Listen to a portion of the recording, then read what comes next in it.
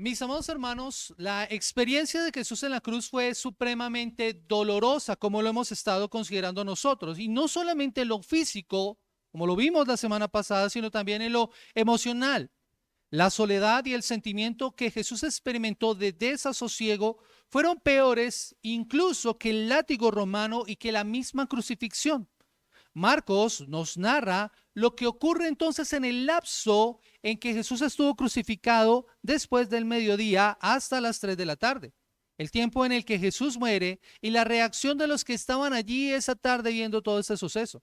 Recordemos, mis amados hermanos, que después de que Jesús fue puesto en la cruz, alrededor de las 9 de la mañana, fue sometido a burlas de los que estaban presentes, quienes además pidieron que se salvara a sí mismo para que ellos pudieran creer.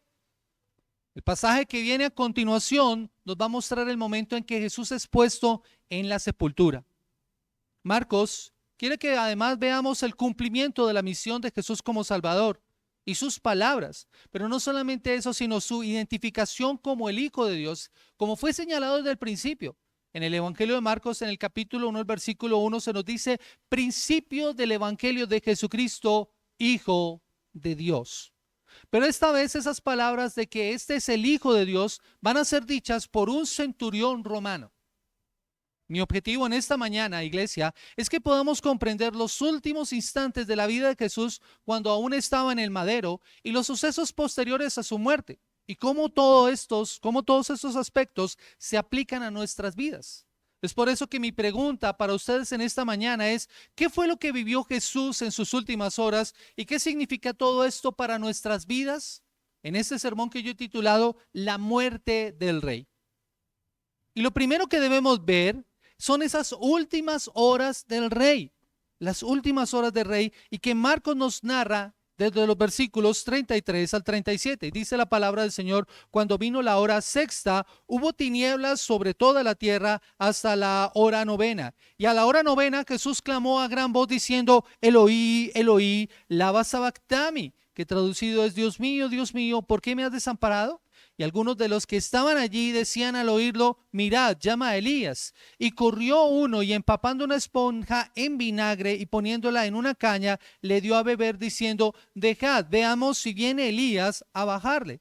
Mas Jesús, dando una gran voz, expiró. Iglesia, Marcos nos continúa la narración que nos ha venido mostrando y nos está mostrando el tiempo que Jesús estuvo en la cruz. Esto nos permite trazar una especie de línea del tiempo para ver la continuación de todos los sucesos. Como ya vimos, la crucifixión inició a las 9 de la mañana. Y Marcos nos dice que alrededor de la hora sexta, eso es alrededor del mediodía, ocurre este suceso que empieza a narrar desde el versículo 33. Ya habían transcurrido 3 horas de burlas, insultos y comentarios hirientes en contra del Señor. Y dice que en ese momento, a las 12 del mediodía, una oscuridad muy grande cayó sobre toda la tierra. Y Marcos aclara que esto se extendió hasta la hora novena, es decir, hasta las 3 de la tarde. El tiempo que Jesús estuvo entonces en la cruz fueron alrededor de 6 horas. Y 3 de esas 6 horas ocurrió un fenómeno que no podía explicarse, algo inexplicable, una oscuridad que inició al mediodía. Iglesia, nuestro servicio generalmente termina entre 11 y media, 12. Y en estos últimos días, yo no sé si se ha dado cuenta del fenómeno que hemos tenido nosotros en nuestra ciudad. Un sol muy intenso a esa hora del día y lluvia en la tarde. A las 12 del mediodía está el sol en la parte más alta. Es el momento en donde hay más luz.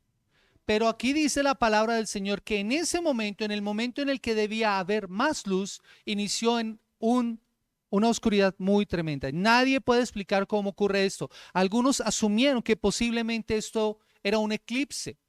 Sin embargo, por el tiempo en el que ocurre la crucifixión de Jesús, no era posible, porque los eclipses solo ocurren cuando hay luna nueva. Y en ese momento no había luna nueva. También algunos asumen que era una especie como de tormenta de arena, que esas suelen ocurrir en el desierto, pero tampoco es posible porque la Pascua ocurre en una época de mucha humedad, así que no era posible una tormenta de arena. Lo que nos lleva a pensar que lo que el autor quiere mostrarnos es que esto era algo sobrenatural. Este tiempo de oscuridad en la Escritura no es otra cosa que un juicio divino, similar a como ocurrió en Egipto en la penúltima plaga, cuando hubo oscuridad en todo Egipto. Si usted ha seguido la lectura bíblica que hemos estado haciendo, se dará cuenta que eso ocurre precisamente en el tiempo de Éxodo. Por tanto, aquí hay un juicio divino que se está llevando a cabo ese día, y eso no es nuevo. En las Escrituras nosotros vemos muchos pasajes que señalan lo que ocurrirá cuando venga el día del Señor, el día grande y terrible. Amós capítulo 8, el versículo 9 dice, acontecerá en aquel día. ¿Cuál día? Cuando venga el Señor. Dice Amós, dice Jehová el Señor, que haré que se ponga el sol a mediodía y cubriré de tinieblas la tierra en el día claro. Y no solamente eso, lo vemos en el Antiguo Testamento, sino que Jesús mismo anunció lo que ocurriría cuando Jesús viniera por segunda vez, cuando el Señor viniera por segunda vez. Marcos capítulo 13, el versículo 24 dice la palabra del Señor, pero en aquellos días, después de aquella tribulación, el sol se oscurecerá y la luna no dará su resplandor. Así que lo que vemos acá, mis amados hermanos, es precisamente algo que en las Escrituras se señala como un juicio. ¿Pero qué se está juzgando? ¿O quién está siendo juzgado? Mis amados hermanos, lo que nosotros podemos ver en las Escrituras es que Dios el Padre había emitido su juicio contra su Hijo. Y no lo emitía por su propio pecado, sino por ser el portador del pecado de aquellos a quienes redimiría. En ese instante, el peso de la ira divina estaba siendo derramado sobre su Hijo. Y mientras el Cordero estaba siendo entregado en la cruz, los pecadores estarían recibiendo justicia, la justicia perfecta del Hijo. El Hijo que no había cometido pecado, pero que se hacía pecado por nosotros. Mis amados hermanos, esto debe impactarnos profundamente a nosotros. Pero debe impactarnos también en el hecho de que unas horas antes, muchos habían pedido una señal del cielo para creer. Y eso es lo más curioso. En varias ocasiones los líderes religiosos de Israel habían pedido a Jesús que hiciera una señal del cielo. Y ahora la señal se estaba dando y aún así no creyeron. Pero no solamente eso, sino que Marcos dirige ahora nuestra atención a lo que ocurre a las 3 de la tarde. Dice el versículo 34. Dice, y a la hora novena Jesús clamó a gran voz diciendo, Eloí, Eloí, lama sabactani, que traducido es, Dios mío, ¿por qué me has desamparado? Ese fue el gran clamor de Jesús. En ese mismo instante, sacando fuerzas de donde no tenía y haciendo el más grande esfuerzo, gritó muy fuerte.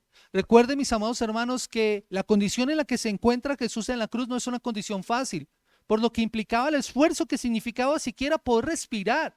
Y si era difícil respirar, imagínense tener que gritar. Pero dice la palabra del Señor que en ese momento clamó a gran voz. La palabra del Señor también nos muestra que esas fueron unas palabras que David también expresó. Acompáñenme por favor al Salmo capítulo 22, el versículo 1. Salmo capítulo 22, versículo 1. Dios mío, ¿por qué me has desamparado? ¿Por qué estás tan lejos de mi salvación y de las palabras de mi clamor? Así que el salmista está poniendo de manifiesto la situación en la que se encuentra en este salmo, pero Jesús usa estas palabras para aplicárselas a sí mismo. Así que, mis amados hermanos, Él está experimentando el más grande abandono. Una situación que no es nueva para nosotros como seres humanos. El mismo David la había sentido. Iglesia, el abandono es una experiencia común a los seres humanos. Todos en algún momento nos hemos sentido desamparados, abandonados, solos o perdidos. Creo que eso le pasa y lo podemos evidenciar especialmente en los niños, en los bebés. Cuando sienten que su padre se va en algún momento y ellos sienten que sus padres los dejan solos, ellos se angustian y empiezan a llorar. Pero no solamente les pasa a ellos. Algunos llegan a pensar en algún momento que incluso Dios se ha olvidado de ellos. Pero iglesia, Jesús está en la cruz experimentando ese sentimiento. Y ese sentimiento es completamente extraño para Él. Porque hasta ese momento Él siempre había disfrutado de una relación de comunión perfecta con el Padre. Dice la palabra del Señor en Juan capítulo 17, el versículo 5, ahora pues, Padre, glorifícame tú al lado tuyo con aquella gloria que tuve contigo antes de que el mundo fuese. Lo que está implicando el Señor allí en su oración es esa relación perfecta que siempre tuvo con el Padre. Una relación compartida con el Padre, en una relación gloriosa desde antes de la fundación del mundo. Antes de que el mundo existiera, antes de que cada uno de nosotros estuviera en este lugar, el Padre, el Hijo y el Espíritu Santo compartieron una relación de comunión tan perfecta y tan íntima que nunca había sido rota hasta ese momento. Así que quiero invitarte a que pienses por un momento. ¿Cuál es la relación más importante que tienes? Puede ser con tus padres, con tu cónyuge, con tus hijos, cualquier otra relación que tú consideres que es importante. Y cuando una relación así se rompe por alguna razón, tal vez por una discusión o porque sencillamente esa persona ya no se encuentra cerca de ti, te duele. Y te duele porque amas a esa persona, por todo lo que tienes con ella. Entonces te sientes solo. Tal vez sientas la soledad en medio de una sociedad tan individualista como la nuestra, en donde es difícil construir relaciones verdaderas, en donde no podemos generar vínculos reales con otros por distintas razones. Y entonces te sientes solo y te sientes abandonado. El abandono es doloroso. Y es doloroso porque en la medida en que una relación sea más profunda, entre mayor sea el amor, mayor será el dolor de la pérdida. Y eso fue precisamente lo que experimentó Jesús en la cruz. Jesús por toda la eternidad había experimentado, como les digo, esa relación perfecta de comunión con el Padre, pero ahora se rompía por causa del pecado, de modo que sintió la soledad y el abandono. Y eso, iglesia, debe llevarnos a pensar que cuando estamos solos realmente no deberíamos hacerlo. Cuando estás solo, mira la cruz. Mira el abandono, la desolación y la soledad tan grande que experimentó Jesús. Jesús experimentó la profunda tristeza del abandono del Padre y lo hizo porque estaba cargando con el pecado por nosotros. Allí en la cruz es el momento en el que Él experimenta el más profundo dolor y por eso clamó a gran voz. Allí en la cruz Él estaba sintiendo el abandono y la desesperación de estar recibiendo toda la ira divina al ser portador del pecado, la indiferencia del Padre, el Padre dándole la espalda por ti y por mí. ¿Por qué murió Jesús? ¿Por qué murió Jesús? Jesús muere por ti, por mí, por nosotros. Jesús vivió ese abandono del Padre para que nosotros nunca más nos viéramos así. Él experimentó el juicio que era para nosotros. Ese juicio recayó sobre Jesús. Él experimentó la soledad del Padre para que nosotros nunca más tuviéramos que hacerlo y para que ahora disfrutemos de su compañía. Eso es algo que no podemos perder de vista a nosotros, iglesia. Pero no solamente eso, sino que esta escena nos muestra que Dios coloca los pecados de su pueblo en Cristo y en la cruz y pronuncia un juicio sobre su Hijo como nuestro representante. Él toma nuestro lugar. Allí en la cruz el Padre derrama la copa de su ira y sin incluir ni la más mínima misericordia hasta que su Hijo entonces clama a gran voz experimentando esa separación tan dolorosa por causa del pecado.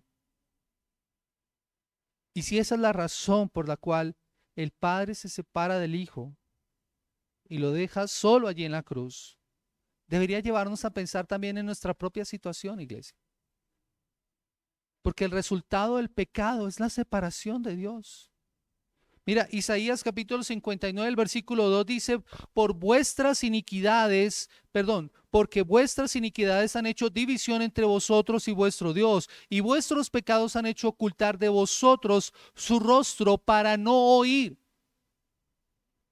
¿Qué es lo que causa esa separación? Esa distancia entre el hombre y Dios, de tal manera en que Dios no le oye el pecado. Y eso fue lo que experimentó Jesús. Al ser hecho pecado por nosotros en la cruz, Dios se aparta de su Hijo y lo expuso a su ira y a su juicio. Y tal vez para nosotros, la mejor forma de entender esta escena es contrastarla con otros. Nosotros debemos contrastar el Calvario con lo que ocurre en Getsemaní. Hay una gran diferencia. En el huerto de Getsemaní, Dios el Padre escucha al Hijo. ¿Y sabes por qué lo escucha? Porque cuando el Hijo está clamando y pidiendo que se haga la voluntad de Dios, el Padre envía un ángel para consolarlo. Allí el Padre escuchó al Hijo, pero en la cruz parece que lo está ignorando completamente. ¿Y por qué, iglesia? Nuevamente, porque en esas 3 horas Jesús fue hecho maldición, fue hecho pecado por nosotros. Por eso, según a los Corintios 5:21, debemos recordarlo porque es el evangelio que nos recuerda nuestra salvación. En 2 los Corintios 5:21 dice: el que no conoció pecado por nosotros lo hizo pecado para que nosotros fuésemos hechos justicia de Dios en él.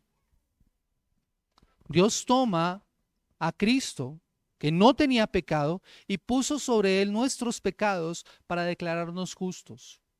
Por eso la Nueva Traducción Viviente dice: pues Dios hizo que Cristo, quien nunca pecó, fuera la ofrenda por nuestro pecado, para que nosotros pudiéramos estar en una relación correcta con Dios por medio de Cristo. Pensaba precisamente en esto, iglesia, y Beto lo ha mencionado en varias ocasiones, como que eso me ha quedado grabado y es cierto. O sea, ¿tú pondrías a tu hijo a morir por alguien malo? Moriríamos por alguien bueno. Moriríamos nosotros por alguien bueno.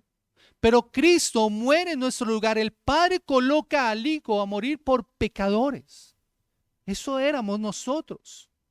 Y eso es lo que está ocurriendo en la cruz. Por eso la Escritura nos recuerda: Cristo fue hecho maldición por nosotros. Y Pablo, cuando piensa en estas palabras, piensa precisamente en la ley que dice: maldito todo aquel que es colgado en un madero. Era una persona que no merecía la bendición, debía ser echado fuera. Mis amados hermanos, Cristo hace eso por nosotros. Cristo en la cruz recibe el que Dios le dé la espalda. Por eso un comentarista, Matthew Henry, dice: en Getsemaní Jesús luchó consigo mismo y llegó a la decisión de hacer la voluntad del Padre. En la cruz luchó con Dios y sencillamente soportó. Él clama a Dios con su fortaleza moribunda y ya no ve en él al Padre, porque un muro de separación se ha levantado entre el Padre y el Hijo, a saber, el pecado del mundo y la maldición que ahora pesa sobre el Hijo. Jesús tiene sed de Dios, pero Dios se ha alejado. No es el Hijo quien se aleja del Padre, sino el Padre al Hijo. El Hijo clama al Padre y el Padre no le responde. Y nosotros escuchamos esas palabras, iglesia, y nos duelen.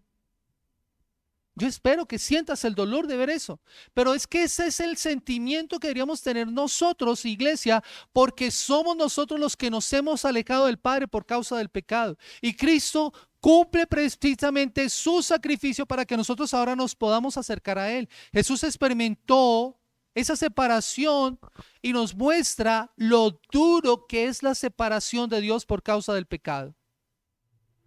El pecado nos separa de Dios.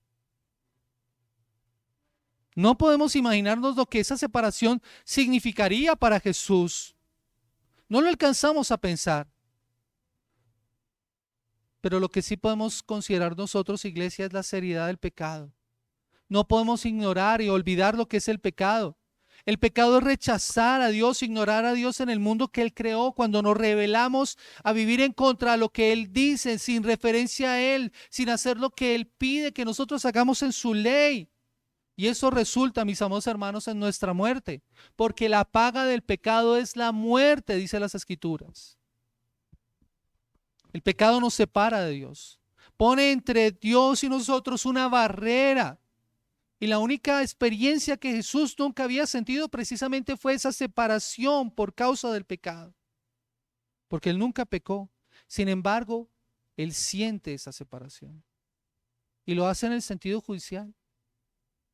Por eso no le dice juez, le dice: Dios mío, ¿por qué me has abandonado? Aún en esa difícil condición, parece ser que los presentes todavía no entienden lo que en realidad está pasando. El versículo 31 el versículo 35, perdón, dice, y algunos de los que estaban allí decían al oírlo, mirad, llama a Elías. Los oyentes entendieron mal las palabras de Jesús. Jesús dijo, Eloí, Eloí, y ellos entendieron Elías, Elías. Y creyeron que estaba llamando a Elías, el profeta del Antiguo Testamento. Algunas leyendas judías señalan precisamente que en los últimos días Elías vendría a liberar a los que estuvieran sufriendo, a los que estuvieran en gran peligro. Y es claro que Elías no vendría a liberar a Jesús. Él no vendría a liberar a Jesús. Y es en ese momento cuando dice las Escrituras que ellos empaparon una esponja con vinagre, la pusieron en una caña y se le dieron a beber. Es cuando le dan ese vinagre. Este es distinto a al vino que le habían dado antes, porque este contenía huevo, vino y agua para darle energía a la persona que estaba pasando por la cruz. Pero también era una forma de torturar a la persona, porque esto le daba nuevas fuerzas. Así que lo que ellos están haciendo es intensificar el dolor y el sufrimiento de Jesús. Y las palabras que ellos dicen al final, dejad, veamos a ver si Elías viene a bajarles, son una burla, son sarcásticas. Pero nuevamente todo esto es cumplimiento de la palabra del Señor. Acompáñeme al Salmo 69, el versículo 21. Salmo 69, el versículo 21. Y escuchen cómo dice el salmista, me pusieron además hiel por comida y en mi sed me dieron a beber vinagre. O sea que todo esto es parte del cumplimiento de la palabra del Señor. Jesús nuevamente entonces cobra fuerzas para poder gritar, como dice el versículo 37. Dice, más Jesús dando una gran voz, expiró, murió. Marcos no nos dice cuáles fueron las palabras que dijo Jesús en ese momento, pero por el Evangelio de Juan sabemos cuáles fueron esas palabras con las que él clamó a gran voz. Dice la palabra del Señor en Juan capítulo 19, el versículo 30, cuando Jesús hubo tomado el vinagre, dijo, consumado es, consumado es.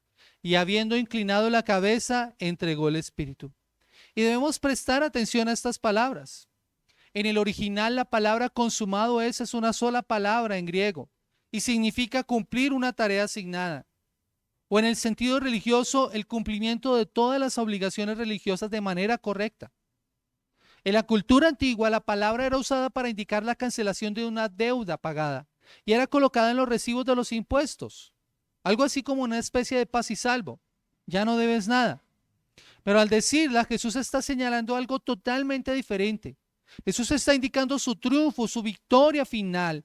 Es como si estuviera diciendo misión cumplida, salvación efectuada, rescate pagado.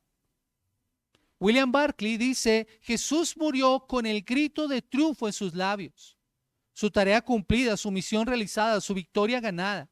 Y tras la terrible oscuridad se hizo de nuevo la luz. En esa terrible oscuridad, desde el mediodía hasta las 3 de la tarde, que Jesús dijera, consumado es, todo cambia. Jesús volvió a Dios como el héroe vencedor. Y Lucas nos dice que después de este grito, dijo también, Padre, en tus manos encomiendo mi espíritu. Todo esto, mis amados hermanos, era extraordinario, era fuera de lo común, porque las personas en la cruz, como hemos visto, no tendrían fuerzas siquiera para respirar, morían sin fuerzas para hablar, ahogados. Jesús muere voluntariamente y en pleno uso de sus sentidos. Jesús muere en el momento justo. Los que estaban en la cruz tardaban días en morir, ¿no? Jesús murió en el momento justo porque Dios tiene el control de todo lo que está aconteciendo ese día en la cruz del Calvario. Y esa muerte lo que nos muestra es ese ofrecimiento sin mancha delante de Dios. Acompáñenme por favor a Hebreos 9:14, porque esto nos señala precisamente la obra maravillosa de nuestro Señor. Hebreos 9:14 dice la Escritura, cuanto más la sangre de Cristo, el cual mediante el Espíritu eterno se ofreció a sí mismo sin mancha a Dios, limpiará vuestras conciencias de obras muertas para que sirváis al Dios vivo. Ese sacrificio de Jesús implica eso, el sacrificio en un acto voluntario que quita el pecado, pero que además nos limpia a nosotros de nuestras conciencias y de obras muertas. Él entrega su espíritu de manera voluntaria, nadie se lo quitó, Él lo dio. Y Jesús nuevamente usa las palabras del salmista en el Salmo capítulo 31, el versículo 5. Salmo 31, versículo 5 dice: en tu mano encomiendo mi espíritu, tú me has redimido, oh Jehová, Dios de verdad. Si notas que todas las palabras de Jesús son de David, recordando precisamente ese cumplimiento de esas palabras. O sea, así que vemos el cumplimiento de otra profecía que anunciaba la muerte del Salvador. Jesús grita de dolor, pero su dolor no solamente el sufrimiento, sino una victoria, un triunfo que se conseguía en la cruz. Y esa escena, mis amados hermanos, que acabamos de considerar, está lejos de terminar. La muerte no era el destino final, no es el final de la historia, y aún Marcos quiere que nosotros veamos lo que pasó después de esto. Lo que nos lleva a nuestro segundo punto, y es los acontecimientos después de la muerte del rey. Versículo 38 al versículo 41. Entonces el velo del templo se rasgó en dos de arriba abajo, y el centurión que estaba enfrente a él, viendo que después de clamar había expirado así, dijo: verdaderamente este hombre era hijo de Dios. Y también habían algunas mujeres mirando de lejos, entre las cuales estaban María Magdalena, María la madre de Jacobo el menor y de José, y Salomé, quienes cuando él estaba en Galilea le seguían y le servían, y otras muchas que habían subido con él a Jerusalén. Los sucesos que acontecieron después de esto también son sorprendentes. Y lo primero que Marcos nos señala es que después de que Jesús murió, el velo del templo se rasgó. Mis amados hermanos, el velo del templo no es como los velos que nosotros tenemos en nuestras casas. Una telita así delgadita que se puede romper fácilmente. Los que tienen gatos saben lo que significa que un gato se cuelgue de un velo de esos. No, mis amados hermanos, el velo en el templo era una cortina que separaba el lugar santo del lugar santísimo. El templo era una construcción grandiosa que tenía tres partes, y la última era el lugar santísimo, separada por ese gran velo, y la función del velo era impedir que aquellos que no fueran dignos pudieran entrar y mirar el lugar santísimo donde estaba el arca del pacto. El acceso a ese lugar estaba limitado a todas las personas.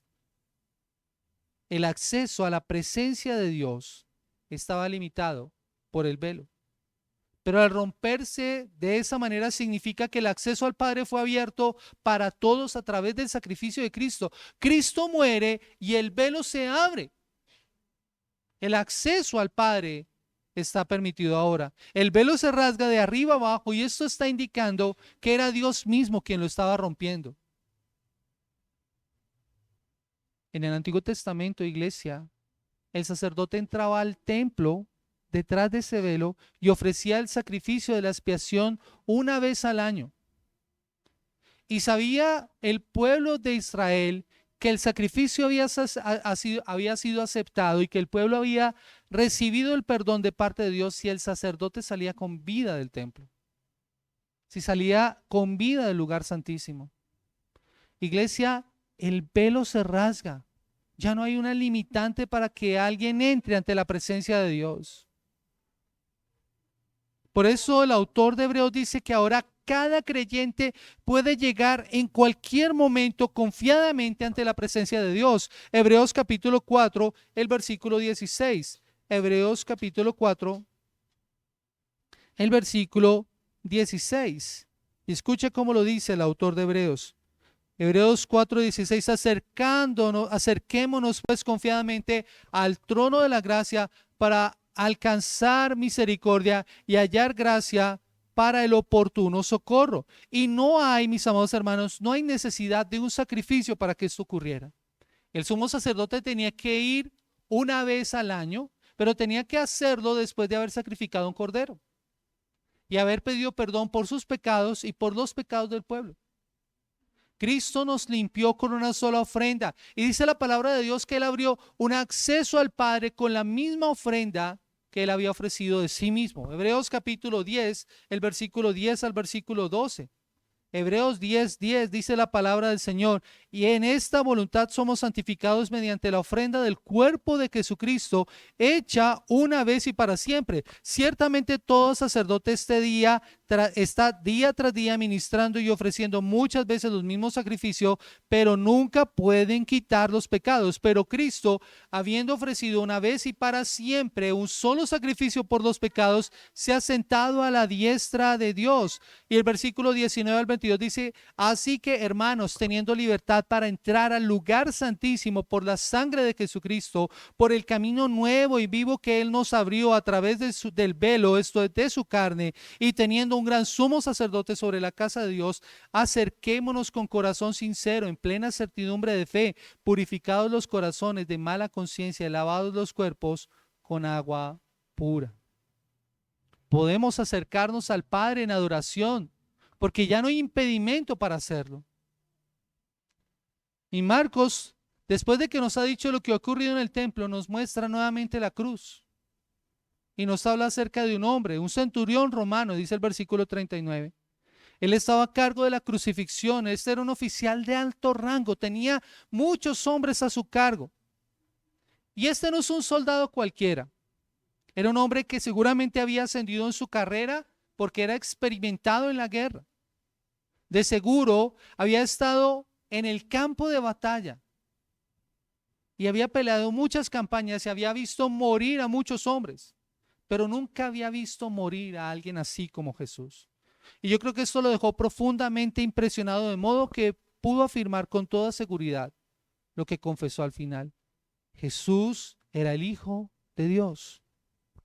Reconoció la identidad de Jesús. Reconoció quién es Jesús, fue impactado de tal manera por la muerte de Jesús, que inclusive la tradición afirma que este hombre se volvió un discípulo de Jesús.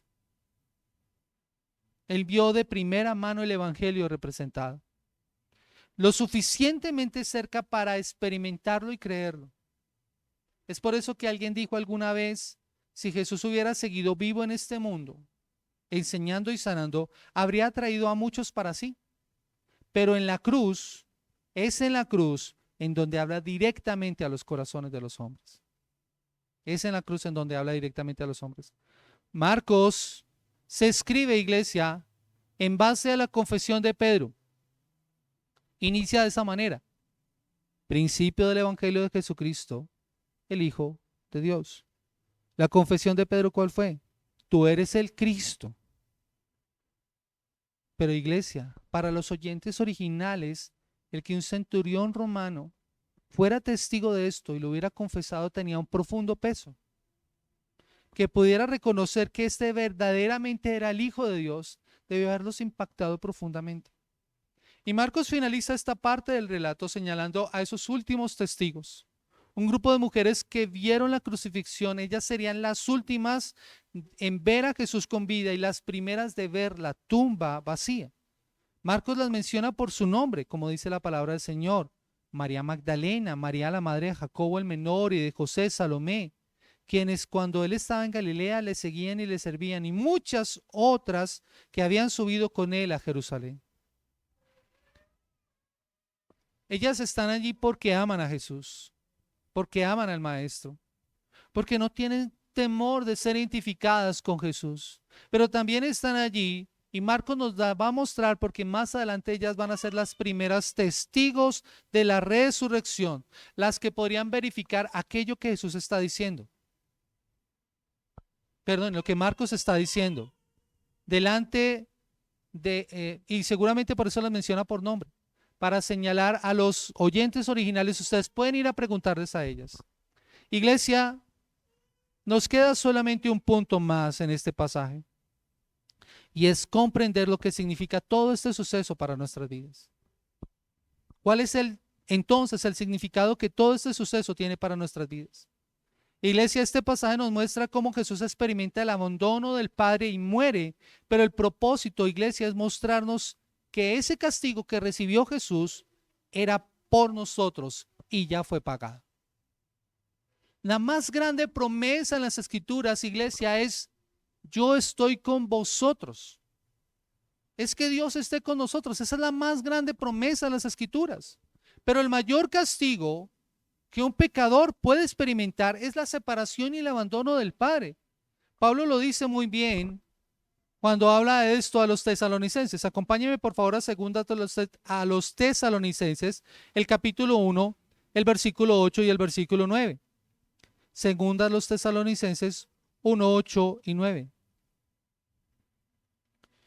Y dice la palabra del Señor que cuando Él se manifieste, dará retribución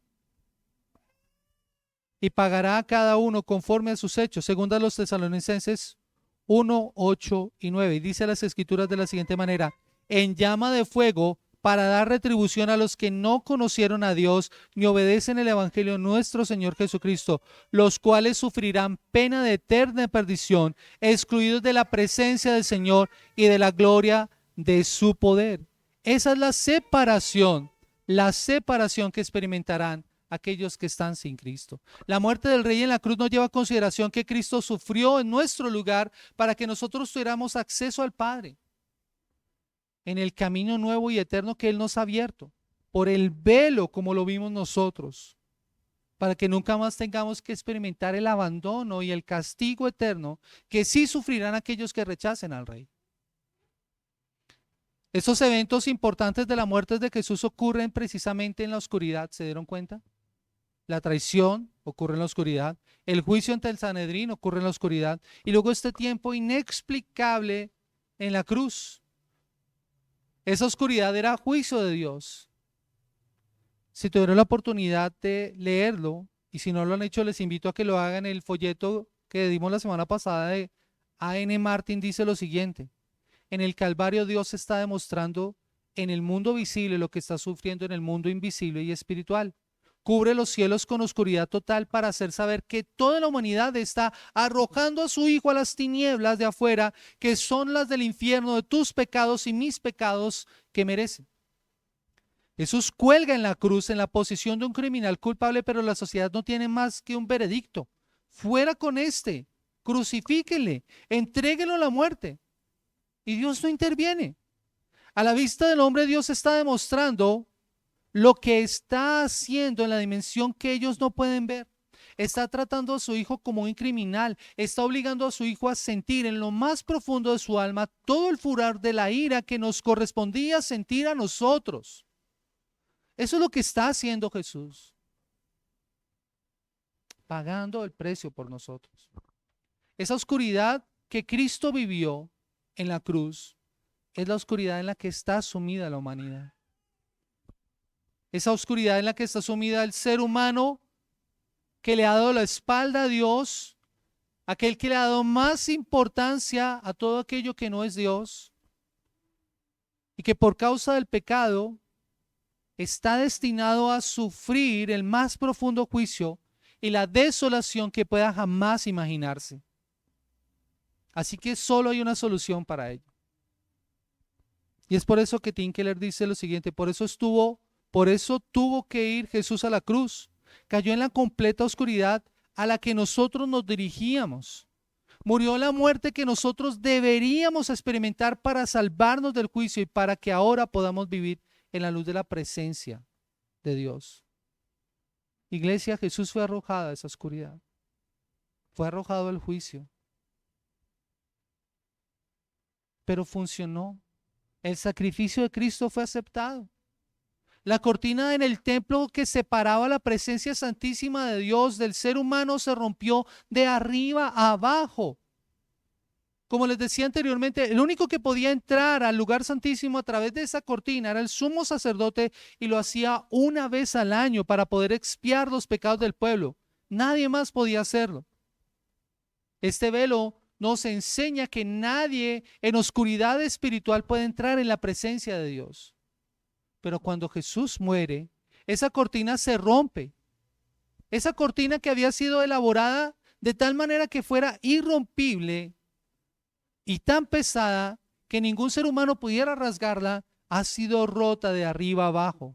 Y al romperse ya no hay impedimento para entrar a la presencia de Dios. Y el primero que se da cuenta de esa realidad es un gentil, es un romano. Pero no deja de impactarme esto, iglesia. Y quiero que te preguntes esto. ¿Qué vas a hacer tú? ¿Qué vas a hacer tú, creyente? Porque la pregunta es esta: si el camino ya está abierto, si el velo del templo se ha rasgado y no hay barreras para estar en la presencia de Dios, ¿por qué pareciera que no quisiéramos estar allí? ¿Por qué nos cuesta tanto entrar a la presencia de Dios en oración? ¿Por qué no queremos oír su voz todos los días a leer la palabra? ¿Por qué si el Padre no nos negó ni al Hijo, ni siquiera a su propio Hijo? ¿Por qué si tenemos en Él todas las cosas, dejamos de acercarnos para tener una comunión más íntima con Él? Mis amados hermanos, nuestro himno nacional dice en su primera estrofa: comprende las palabras del que murió en la cruz. Yo no sé cuántas veces has dicho tú eso cantando el himno nacional o lo has escuchado, pero no sé si te has puesto a pensar en lo que esto significa. Metafóricamente, lo que quiere decir esto es que la humanidad, tras sufrir la opresión, las cadenas, la pérdida de libertad, ahora entiende el valor del sacrificio y del amor, y finalmente la libertad que se logró con gran dolor. Para nosotros como creyentes es aún más importante comprender las palabras de Jesús en la cruz. Esas palabras cuando Él dijo consumado es. Como vimos, eso implica el pago total de una deuda para obtener un paz y salvo. Nosotros teníamos una deuda con Dios causada por nuestros pecados, pero gracias a lo que Cristo hizo, no tuvimos que poner un solo peso para pagarla. A nosotros no nos costó nada. Pero eso no significa que no tenga costo. Al Padre le costó la vida de su Hijo. Lo que sí podemos saber es la medida del amor de Dios por nosotros, iglesia. Esa medida que se demuestra en que Él dio a su Hijo. Y si la medida del amor es lo que se da, entonces no hay ni habrá un amor tan grande como el que el Padre mostró en la cruz por nosotros, pecadores, que hemos venido a Él en arrepentimiento y fe, y que hemos pedido perdón por nuestros pecados solo por gracia, solo por Cristo y solo por la fe. Y no hay ningún otro regalo del Padre que Él pueda darnos que cueste más. Esa es la medida del amor de Dios. Por tanto, iglesia, si Dios ya nos ha mostrado todo su amor siendo pecadores, cuando Cristo murió por nosotros, podemos estar seguros, como dice el apóstol Pablo, que Él nos dará con Él todas las cosas, iglesia. Piensa por un momento en tu circunstancia, en tu situación. ¿Qué necesitas del Padre? ¿Qué necesitas que sea de acuerdo a su voluntad, obviamente? Pero si tú necesitas algo del Padre, Él que no escatimonia a su propio Hijo, ¿no te va a dar con Él esas cosas que tú necesitas? La provisión diaria, el cuidado, el aliento, aún la fuerza para soportar un momento difícil. Si dudas más bien que Dios puede darte lo que necesitas, solo mira la cruz y recuerda que en ella el Padre lo entregó todo a su único Hijo, y con eso y por eso con Él nos dará todas las cosas. J.I. Parker dice: la grandeza de lo que Dios nos da en la cruz hace que lo que nos da después resulte, y dice él, si se nos permiten estas palabras, natural y posible. Pero lo que tenemos que notar ahora es que la unidad del propósito salvador de Dios hace que esta entrega por añadidura resulte necesaria y por tanto segura. Tienes seguridad en que el Padre te dará lo que necesitas. El Padre te dará lo que necesitas. Si ya te entregó al Hijo, con Él te va a dar todas las cosas. Y si estás sin Cristo en esta mañana, debes entender algo. La muerte de Jesús provoca la confesión de un centurión romano. Y es sorprendente porque este es un gentil, una persona que no pertenece al pueblo de Dios. Pero en el Calvario es el primero en reconocer la verdadera identidad de Jesús como el Hijo de Dios, como el Salvador del mundo. Esa identidad que queda confirmada en la muerte, en la cruz. Ese es un hombre al que los horrores de la guerra ya no le incomodan.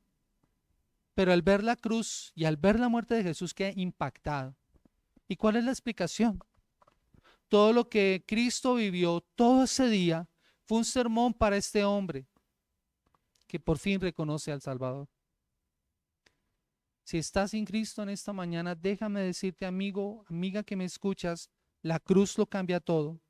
Porque el pecado te aleja de Dios y cuando llegue el juicio, el día del juicio, tendrás que pararte ante el juez eterno, ante ese juicio de Dios, y el juicio de Dios caerá sobre ti. A menos que hoy vengas en arrepentimiento y fe y te sometas a Jesús, quien en su cruz pagó por el pecado, por tu pecado, y que pidas, como lo hemos cantado en muchas ocasiones, el glorioso intercambio, que Él te dé su vida justa, su sacrificio en la cruz, y Él tome tu pecado y lo coloque en su cruz y te perdone.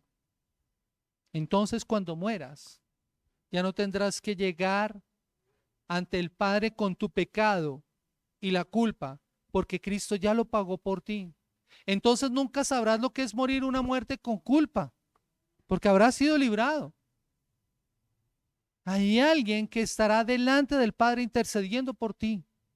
La cruz es la victoria de Dios sobre el pecado. Y ese centurión que había sido separado y había vivido separado de Dios por causa del pecado, ese día fue recibido a la infinita gracia y se le concedió la salvación que hoy se te está otorgando a ti si vienes a Él en arrepentimiento y fe. Aquel que fue colgado en la cruz y que entregó su espíritu por amor al pecador. Así que déjame decirte, ¿qué harás tú en esta mañana? ¿Qué harás tú? Yo te ruego y ruego al Padre que te convenza y te traiga en arrepentimiento y fe. Y que escuches con seriedad las palabras del Señor en Juan 3:36. El que cree en el Hijo tiene vida eterna, pero el que rechaza al Hijo no sabrá lo que es la vida, sino que permanecerá bajo el castigo de Dios. Así que, ¿qué vas a hacer hoy? ¿Vas a venir a Él en arrepentimiento y fe? ¿Confesarás tus pecados? ¿Lo reconocerás como el Hijo de Dios? ¿O te mantendrás en tu terquedad y en la oscuridad y al final perecerás bajo el castigo de Dios? Que el Señor bendiga su palabra, iglesia, y que nos ayude a todos nosotros a comprender el verdadero significado de la muerte de nuestro Rey, para que podamos vivir una vida que le honre y que le alabe. Vamos a orar en esta mañana. Señor y Dios, hoy hemos hablado acerca de tu cruz, la cruz en la que murió nuestro Señor y Salvador Jesucristo, en el abandono, en la soledad que Él experimentó. Oh Señor, cuánto dolor, cuánto sufrimiento, cuánta angustia.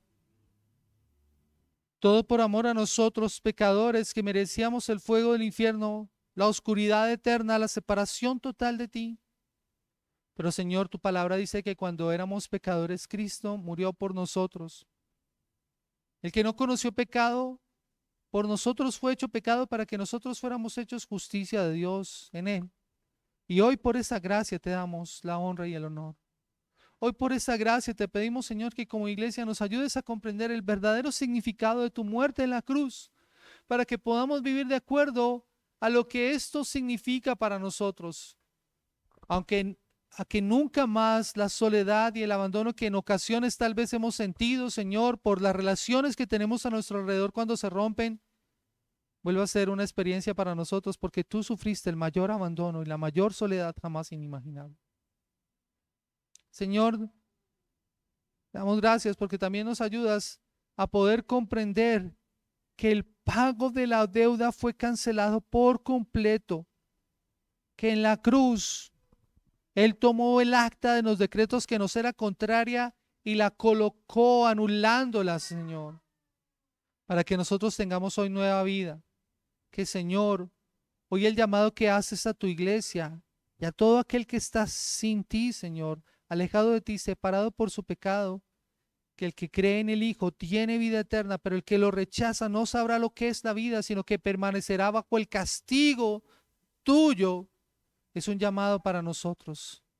Señor, asístenos en esta mañana y ayúdanos, oh Padre Celestial, para poder vivir en tu nombre y en tu gloria, Señor. Oh, bendito Señor, gracias por la iglesia aquí reunida. Y gracias por darnos el privilegio y la bendición, Señor, de poder estar en tu nombre, adorándote y exaltándote. Te alabamos, oh precioso Señor, en el nombre poderoso de Cristo Jesús. Amén. Amén.